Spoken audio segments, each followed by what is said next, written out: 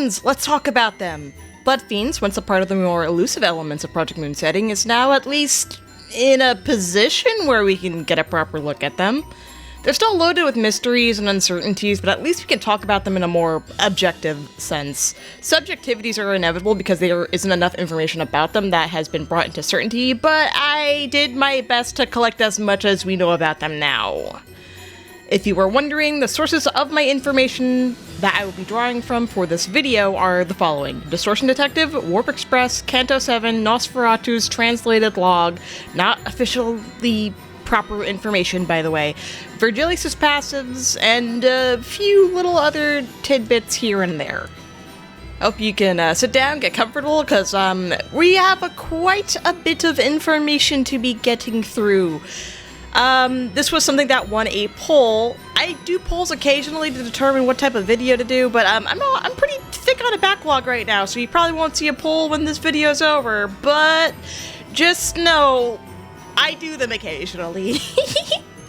So, Bloodfiends are humans who have been converted into bearing a spread of physical, mental, and emotional traits that come with embracing the nature of, well, being a Bloodfiend.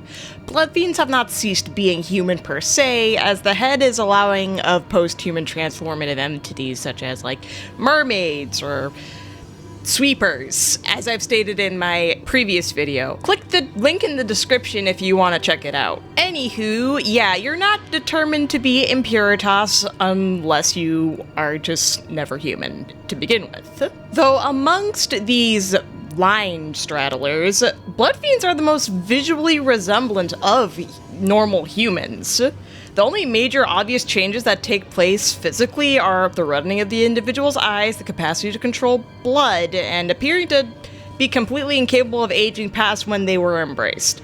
Though Bloodfiends were initially thought to be a form of the distortion, this was deemed to not be a sufficient label by the very person who initially claimed them as distortions, Moses. While yes, there are indeed post-White Knight Dark Days Bloodfiends who are in fact distorted into Bloodfiends, there is a large class of older Bloodfiends who vastly predate this incident that occurred only a handful of years ago. I'm just gonna be upfront and make a distinction now. If I say Bloodfiends in isolation, assume I mean the old class. If I say White Knight Dark Days Bloodfiends, assume I'm talking about the newbies. As it stands, we don't really have a proper classification for Bloodfiends in terms of where they lie on the spectrum. They're underneath the umbrella of river garbage, presumably, but we don't know anything past that, so anyone claiming otherwise is not right. They are not distortion offshoots, they are not abnormality sub-entities, they are nothing that we have proper classification for, they are just Bloodfiends. They're somewhere on the spectrum, we just don't know where. At their core, Bloodfiends are pretty much just vampires. They are Project Moon's take on vampirism, and surprisingly are a lot more in tune with traditional ideas of vampires. Stuff like burning in the sunlight is new fad stuff. Bloodfiends are reminiscent of vampire fables from multiple cultures. Though their basis appears to be off of, like, say, Dracula or Carmilla, there's inklings of other ideas incorporated into them. For instance, the little quirk about them counting, that's very specifically a Jiangxi habit. Haha, Project Moon, you're so cute for giving the vampire sinner the talisman abnormality as an ego. Well played. There is also blood bags, which are basically treated as failed kindred. There's nothing more to them than them being receptacles for Bloodfiends to hold blood in. It's in the name, simple as. There's nothing that really denotes whether or not someone becomes a Bloodfiend over another kindred, bearing the higher kindred themselves choosing whether or not to turn you into one, and whether or not the higher kindred has, like, quote-unquote slots left. We aren't incredibly sure how the kindred generation limitation works. We just know a given kindred can only sire 2 new kindred and no more than that. Don't know if a slot fills up if one of your kindred dies. Don't know anything about that. We have nothing. Not at all.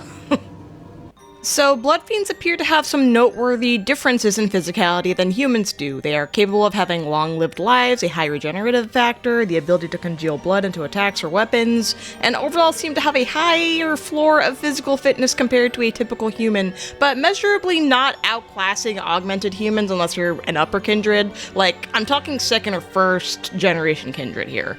Like, if you're like 6th generation, you're just, you could probably keep up with the average, like, lower ranked fixer, but like, ugh. Well, presumably, unless you were eating. Like, it's very noteworthy that Bloodfiends that have a consistent supply of blood, or even gorge themselves on blood, are much stronger than they would usually be. So, like, yeah, I guess if you're a fat little boy, got your fill of blood today, and, like, you gotta square up with somebody, I guess you could probably be more of a problem. Or be Cassetti Warp Trade and just figure out the infinite blood loop to keep giving yourself blood forever and ever and just become a problem that nobody can get rid of. But, you know, his situation was very unusual for his rank and everything. The average Kindred of his level would probably not have that routine access to blood. But it does prove that even lower Kindreds could become a problem if they have a suitable cycle of blood to feed from. Moving on, first generation Kindreds themselves don't seem to be completely even in power across all of them, but what determines this is a complete unknown.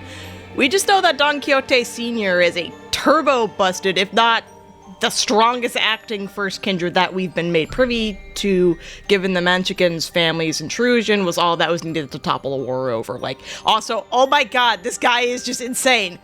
This guy's abilities is just insane. He's just nuts. He's just insane. The orb is insane. Like, he's just busted. When a Bloodfiend has gone a considerable amount of time without blood, they don't really starve to death. Instead, their bodies appear to weaken and become all withered and wrinkly. This doesn't appear to be an aging sort of wrinkling, but more like a lack of sustenance sort of wrinkling. They don't need food or water to survive, but they definitely need blood to maintain their physical capacity, but this hardly seems to nerf their capacity to wield blood in any way. If even the most starved of Bloodfiends has access to a surplus, they can absolutely take care of you, as I've stated before with Cassetti.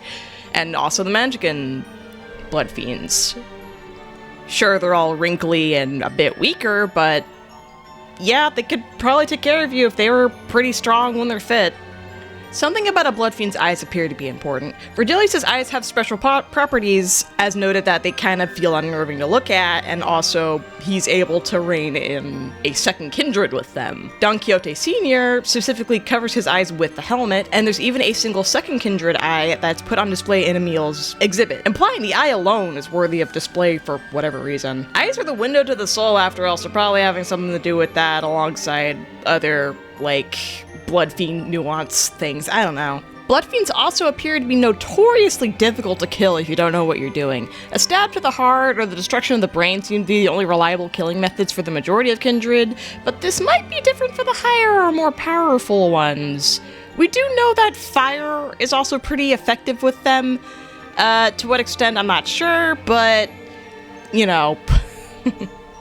I would think fire is pretty darn effective against anything with regenerative abilities, given that it messes up your flesh. My favorite part of the video is here! The psychology of Bloodfiends. This is actually the most vital part of understanding them, so do listen. So, the most obvious trait, the thirst for blood, is in fact not a thirst for blood in isolation. Rather, it's likely a thirst for the emotions the blood carries.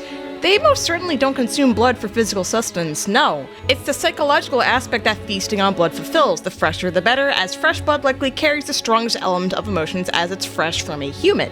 As we know for a fact that Bloodfiends that have found emotional fulfillment in something else, something strong enough to conquer their thirst, they can not mind their thirst as much, as long as the thirst is, like, their individual thirst at least. Whether Bloodfiends can get by feeding on animals or other creatures is presently unknown, but there seems to be a particular preference toward humans, at least. This need to consume the emotions of other living beings in such a carnal fashion appears to have something to do with the shift in psychology one undergoes upon becoming a Bloodfiend. Their old life is completely gone to them, and only their new life, the hunger for blood and family is left to matter. The experience of their human lives is gone, almost as if they've been hollowed out and filled with this almost parasitic desire to get the fulfillment from human blood in exchange for the gifts that the embrace grants. It also appears that if a Bloodfiend family faces a massive or even total loss in family members, the remainder are struck with an incredibly powerful urge to feed and create new kindred. It reads almost like a biological emergency rebuilding tactic to ensure the family persists with no regard to the individual kindred's desires. They're entirely driven by their hunger and urge to procreate. It's so bad that even a second kindred in Don Quixote, somebody who has expressively never wanted to sire any kindred, is a slave to this instinct. Another noteworthy part of a Bloodfiend psychology is that the wheels of time don't really seem to bother them all that much. A Bloodfiend can allow years or even decades to pass like it's nothing to them. In Project Moon, there appears to be a strong correlation with time, perception, and emotion, so maybe it has something to do with that. Maybe a Bloodfiend's perception of time differs from a typical human's because their emotional constitution is distinct. Like maybe time just doesn't affect their bodies as much because of this difference in emotional constitution. Bloodfiends operate in familial structures, a hierarchical system based off of where on the bloodline a particular Bloodfiend rests. First kindred are the primary mothers or fathers, and everyone beneath them are their children. Bloodfiends appear to have a psychological aversion to revolting against those higher on the bloodstream, an act they understand as filial impiety. In addition, those higher up on the bloodstream are also amongst the stronger Bloodfiends, as stated before. Bloodfiends don't really seem to have a concept of like aunties or uncles and stuff. Really, it's just fellow mothers, fellow fathers if you're the same level, mother or father if you're above, or children if you're below. Every Bloodfiend seems to have equal responsibility toward everybody below them, from what it looks like. When it comes to this mental barrier that I just mentioned, it's possible for it to be bypassed or even overcome entirely with sufficient willpower or particular relics. But for the most part, if you're stuck with a terrible first kindred, then you're kind of screwed. If a higher kindred dies, it appears that the surviving Bloodfiend beneath them succeeds them in their spot. Now let's not get ahead of ourselves. This is something the Bloodfiend appears to actively feel happening, and their new status is represented in their tags usually. Kind of curious how a certain somebody's tag has yet to change. More or less, Prince Mersal's story has some very interesting implications for how ascending the bloodline works. A lot of facets about Bloodfiends appear to be entirely psychological, and there does appear to be some inklings that this is some form of mental contagion or something, especially with the fact that the setting itself seems to give the impression that the barriers between the mental and the physical are inordinately thin compared to our world. This kind of hazard isn't unfamiliar to this world, so the idea that a particular cognition spread to the first kindred and that's how they got infected after exposure to whatever the primogenitor is doesn't seem completely unrealistic for this setting. But remember, we literally have no answers for this yet, so be patient and take my words as only speculation here. We don't know anything yet. So at some point that we aren't very certain of, but definitely greatly exceeding 200 years ago, I noticed a lot of people make this mistake. No, like Bloodfiends have been around for a long time, and the ones that we were familiar with have been around for a long time, over 200 years. The Bloodfiends fell into a war with humanity. We don't know why this war started or who it affected, but it seems like at least the majority of the families at the time were on board, save for the Menchigans, who were later entries into the war and proceeded to then absolutely destroy everyone else, apparently. It's unclear what facet of the family permitted this certainty of winning, be it the size or maybe the quality of individuals. Don't know for certain, the potential reasonings are innumerable. Oh my god. So anyways, the war ends, La Mancha land is built, things appear to be going pretty well for possibly a few years. Then the Bloodfiends commit their revolt against their father and are sealed within the almighty orb. At some point past this incident, apparently, Bloodfiends were almost entirely forgotten about until Elena decided to go binge on some sip and got to star the city's status from how much trouble she was causing. Based on dialogue and her distortion, it's possible she got tired of suppressing her nature and just wigged the hell out. This action brought a great headache to the elders who were trying to keep her contained but ultimately failed. There is uncertainties of when this was established, but there is said to be 25 families, each occupying their own district and having suppressed any kindred that might shake the boat on this. Bloodfiends in the modern day are living in secrecy with rules and conventions in order for them to attend to their hunger without becoming a public spectacle. As for White Knight Dark Days Bloodfiends, it's right on the tin, guys. They're new individual Bloodfiends from the White Knight Dark Days phenom. We know literally nothing about them. We haven't even gotten to see one in action yet. The only inkling of one we ever got was Rusk, and that was literally when Distortion Detective stopped. The only idea we have about them is that they're basically rowdy kids with nothing compelling them to fall in line, as they have no lineage to correct their behavior, and they're considered solvable distortions. So, again and again, some kind of mansion is mentioned as the source of the first Kindred. Whether it's the mansion itself that turned them into Bloodfiends, or if the primogenitor is an entity that lives in the mansion, no clue. The only idea of what this origin point can be is found in the dubiously canon Nosferatu's log. Nosferatu not being the source, by the way. I'm not sure if this misconception is still alive, but Nosferatu is very much not the source of Bloodfiends. At most, it is an abnormality based off the fears or emotions of Bloodfiends. Do remember to not take abnormality stories as if they were literal events that the abnormality underwent. Their stories may have elements of real events or experiences, but they are just the context the abnormality sprung from. I'm gonna say it again for the people in the back. We do not know where Bloodfiends come from. Anyway, pardon my rant. Back to what we were saying. Its log does give us some clues if the information within it is being regarded to in the present day. But we have no way of knowing for certain if anything in this log will ever come to fruition, so take the details stated about it that haven't come up at all with a grain of salt. The only world detail that made it out of this uncertain pool was the mansion, as Larriere mentions it in Distortion Detective, alongside a familiar character or status mention. So sit down, relax for a moment, we're gonna have a bit of a story time as I summarize the events in the log, because I'm certain nobody wants to read through the whole thing. Keep in mind the log has been machine translated or fan translated, I'm not 100% sure, but just know that there's no official translation for the log. It was literally dug up. So, at some point, there was a party at some mansion that nobility was invited to, a mansion nestled in some forest.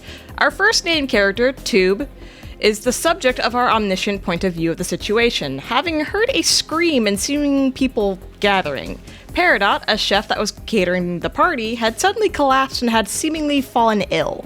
Tube follows the butler Jack, and our narrative perspective shifts as time moves to a point as it turns out some form of illness broke out amongst the occupants of the mansion, with Peridot being poised as patient zero. The mansion shut itself and didn't allow anyone to leave, so you got a bunch of likely important people and servants all trapped inside? Some people were still okay and thought the sickened folks were just faking their symptoms, bearing some form of mental illness, and that's why it appeared amongst the servants first. Count Leo either asked to be let out or asked for the patients to be let out of the annex, little unclear, the translation's a bit here or there at this spot, but the medical staff told them to wait until they had any grasp on the illness. The ill patients were quarantined with a specialist by the name of Elena on the case. Whether this Elena is the Elena we know is up in the air, but given her identifying herself as a nurse alongside Jae-hyun, posing as a doctor in Library of Arena, it wouldn't be irrational to think this is her. Like, that's a pretty specific thing to be nothing. Anyway, back to story time. So 3 days into the epidemic, the disease is given a name, fear of water disease, but the translator notes that it is very similarly spelled to rabies, and as rabies has the disease's namesake as a titular symptom, yeah. The disease is characterized by 3 symptoms: a fear of water, as in the inability to drink, look at, or even hear fluids both running and still, even intolerant to their own saliva; an aversion to sunlight, as apparently rather than hurting them, it intensified their thirst; and a strange preference to be awake at night. It's noted that while it's active within the nighttime, they're energized, don't hurt anyone, and are seemingly in search of something. So now we move on to a banquet hall full of people uninterested in sleeping or eating, buzzing about and never seeming to tire, the uninfected either being scared of this or interested. Our perspective shifts over to Tube's younger sibling, Mary, who was worried about Tube, who had gotten ill themselves. The worry worsened with the realization that anyone who had gone to the annex didn't return for about a week. Mary, worried sick into the night, calls upon a servant by the name of Ray to deliver a bottle of wine that Tube liked. But when Ray got closer to the annex, they were hit with the scent of blood. Continuing on, they were met with a pitch-black room and weird noises coming from inside. Ray, being unable to refuse the order of account, went on inside anyway. Lighting a lamp, Ray's met with a nauseating sight of chewed-up meat chunks and more innards strung up on the wall. But rather pointedly, there was a lack of blood. The story ends with Ray turning around to be met with the figure of Tube, shushing them, and then Ray being attacked and likely dying. The final note of the story is about the fearsome nature of Bloodfiends, which really sounds more like a warning being told as a bedtime story than anything objective. So, what we can pick out from the story as probable grounds of their origin? Well, for starters, the mansion remains a cited point of origin. The details around it are a mystery, but at least we have an idea of where they came from. I think what's also curious is that Don Quixote Sr. fits the nobility of the story well, as Don is a prestigious title. I believe the idea that the original batch of First Kindred were nobility or servants isn't entirely out of reason, but we're literally only privy to 2 of them so far, and only one of them has a proper title. I guess it wouldn't be far-fetched to think Larier was a servant, or maybe she's someone else of importance, but, you know, no details. However, there are indeed 2 names of note that appear in the story, Elena as stated earlier, and Peridot. Why do I bring up Peridot? Well, that requires us to veer over to Virgilius for a moment. So Virgilius, the Red Gaze, has bloodfiend eyes that are capable of reigning in a second kindred. A passive that denotes these are the eyes of a friend who... something. And has a tier 3 wrath skill by the name of Funeral for a Dead Bloodfiend. The 2 people most integral to Virgilius who are named are the previous occupants of the orphanage he ran, Lapis and Garnet, who are, of course, named after types of gemstones. I think you know where I'm going with this. I just think it's a little curious that we have 2 characters that are named after a red and blue gemstone respectively, and well, there's just a named character who is named after a green gemstone, and this character in question being the patient 0 of the infection, and therefore a first kindred. I just wonder if Virgilius just has people important to him signified by being named after gemstones, a thing to think about. So finally, the only weaknesses that seem to have made it out is the weakness to water. We don't really get the impression that Bloodfiends are sunlight averse or are particularly energetic at night in Limbus as of current. If I missed anything in this regard, definitely bring it up in the comments down below. Maybe even subscribe if you want to, like the video if you've been enjoying so far also. Okay, I think that's everything I can think of. Time to... right, I gotta talk about you guys. Okay, let's make this quick. So, we don't know a whole lot about sweepers, less than Bloodfiends at this point, but I have seen the idea float around that they must be Bloodfiends, or a subsect of Bloodfiends, or something like that. Guys, I think we're thinking a little too rashly by assuming that, so here's my proposal. I believe that sweepers and bloodfiends are relatives under the same yet-to-be-named umbrella. I don't think we should attribute the similarities they bear to imply that they are directly connected. Unlike bloodfiends, sweepers aren't driven by any sort of thirst, rather they appear to simply need to upkeep their fluids and have incredible focus on familial caretaking and sacrifice, as well as their mother, or mothers. They think and operate a lot more like an egalitarian tribe with a utilitarian belief system than the Bloodfiends, who appear to operate more so like a nuclear family household. Sweepers seem to operate more like a band or tribe with equal responsibility for caring for children, getting food, and overall tending to everyone's needs, really. It's unclear if there's only one mother or if there's multiple mothers, one per district, but either way, they seem to defer to one quote-unquote grandmother for major decisions, much like in human egalitarian tribes. They're rather polite and concerned about not appearing during daylight hours, not because that they do anything to them, but rather they don't want to disturb the people of the backstreets. They are overwhelmingly aware of how they appear to, like, typical humans. They intentionally hide themselves away just to not bother anybody. They definitely mourn the dead that fall during the sweeping hours, but they're told, nope, press on, we have to keep going, we have to feed everybody. Really, it sounds like their urgency to get so much food is more so because they have so many of their members and they need to feed all of them. So that's their primary concern, and they only have so much time to get food during the day. Like, the night in the backstreets is about 87 minutes, I believe. So yeah, like, they literally have to rush through and collect enough corpses and liquefy enough corpses to feed massive, massive tribes of these guys. So, like, I get the urgency. And no, Dawn's line in Nocturnal Sweeping doesn't really prove or disprove anything. I personally thought it was her realizing the sweepers smelled like humans, as it was a thought she wanted to quickly banish. She constantly appears to grapple with her cravings, which the boots very distinctly do not completely block. So, to me, of course she would want to banish the thought from her mind for now. It just seems like a weird reaction to have if they meant at all that they smell like blood fiends, especially with Ryoshu goading her into expressing her desires, which I would think would allude to her thirst. I just don't personally agree with this idea. Speaking of those boots, Rocinante appears to be, well, it's a weird scenario. So, it was depicted as being a horse in the past, but now it's shoes. We're not sure if they've been turned into shoes or they were put into shoes that Don Quixote Sr. got. Don't know. Has his powers to a degree, helps Don Quixote with suppressing her blood fiend powers and stuff. Was initially made by Don Quixote Sr. to suppress his blood fiend power, so he could probably be more even with everybody. Well, I think that's everything we know or could think about blood fiends, so thanks for watching, everybody. I appreciate it as always. Have a good day.